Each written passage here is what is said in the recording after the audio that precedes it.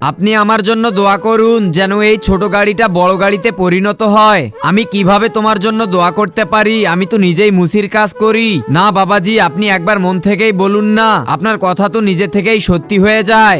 আচ্ছা ঠিক আছে, যাও, উপরে যিনি আছেন তিনি যেন তোমার এই ছোট্ট গাড়িটাকে বড় গাড়িতে পরিণত করে দেয়। ধন্যবাদ বাবাজি, আপনি আমার লাখ টাকার গাড়িটাকে কোটি টাকার গাড়ি বানিয়ে দিলেন। এ তো সত্যিকারের অলৌকিক বাবা, ছোট একটা গাড়িকে কোটি টাকার গাড়িতে পরিণত করে দিলেন।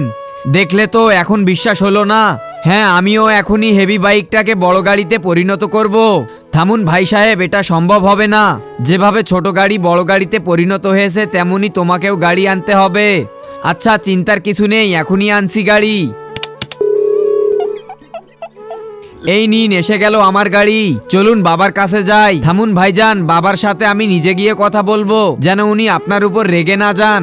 হ্যাঁ, এটাও ঠিক বলেছেন। এই নিন ভাইজান গাড়ির চাবি, চাবিটাও আমাকে দাও। গাড়ির চাবির আবার কি দরকার? নামাজ পড়তে ভালোবাসলে 1 সেকেন্ডে লাইক সাবস্ক্রাইব করো। যেভাবে গাড়ি বড় হবে চাবিটাও তো বড় হওয়া উচিত, তাই না? ও আচ্ছা, চলুন আপনারা সবাই এক পাশে দাঁড়ান। চল বেটা, কাজ হয়ে গেছে, এখন এখান থেকে পালাই।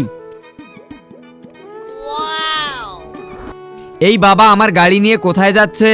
চল হেভি বাইক টেনে ওর পিছনে যাই। এই বাইকটার আবার কি হলো?